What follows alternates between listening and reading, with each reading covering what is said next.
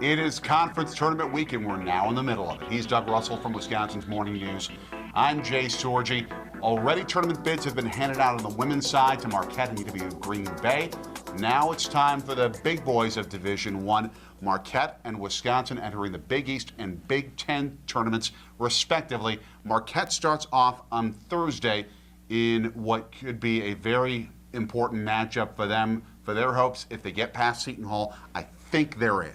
Yeah, I would agree. I mean, I think that they can't lay an egg. They can't. I mean, they played 2 games against Seton Hall earlier this year. They won one of them by 3, and they lost the other one by 3. So it's not like Seton Hall has dominated them. Marquette's had such an up and down season, though. I mean, you take a look. They were January 24th. They knocked off Villanova. Everyone stormed the floor, and everybody had a great feeling about where this team was headed. Then they go out and they lay an egg against Providence. Then they lay an egg against St. John's. You can't do that this time of year when you're trying to impress the folks that are trying to give you an at-large berth for the NCAA tournament. They wound up losing 4 out of 5 after those 2 great wins against Creighton and then against Villanova. But they've rebounded to win 4 out of their last 5 as well. So if they can carry some of that momentum into the tournament, I think it'll carry them a long way. Where Marquette has had the rebound, Wisconsin has fallen off. They did get that win Sunday against Minnesota, but some damaging losses, Doug, for their seeding hopes. We know they're in. It's just a matter of where they're going to go and at what seed they'll be. And they hadn't been playing great basketball right up until that point. They barely beat Michigan. They barely beat Minnesota.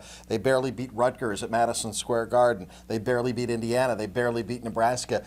And then they had their swoon where they lost 5 out of 6. So the win against Minnesota, I think, helped because it was a dominating win, and they hadn't had really any dominating wins in the conference this year, at least not against a decent team. And Minnesota's a decent team. They're not a great team, but they're a decent team. So now they have to carry some of that momentum into the Big Ten conference tournament.